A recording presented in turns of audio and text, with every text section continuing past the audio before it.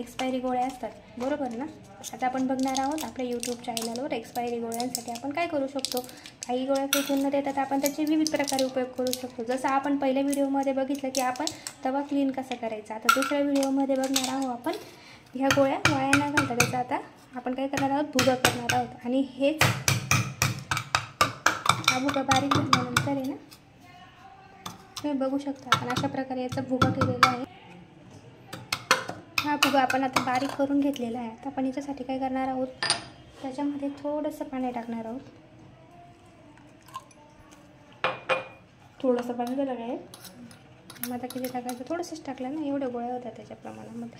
आणि छान मिक्स करून घेणार आहोत. आणि जे रोप आपलं खराब झालं असेल, म्हणजे समोर वाढलं असेल, खराब झालं असेल, त्याला पिवळे पानं आले असतील, आपल्याला वाटतंय त्याला हे पाणी टाकून द्यायचं. म्हणजे सगळं व्हिटॅमिन्स त्या झाडामध्ये उतरेल आणि आपले झाड ताजेतवाने होते. आता आपल्याकडे पावसाळा लागलेला आहे, त्याच्यामुळे सगळे रोप तर चांगले फुललेलेच आहे. आणि फक्त हे कोरफड थोडंसं हे झालेलं आहे. त्याच्यासाठी आपण काय करणार आहोत, त्याच्यासाठी पाणी टाकणार आहोत. आणि थोड्या दिवसांनी आपण बघूया हे छान ताजे होणार आहे.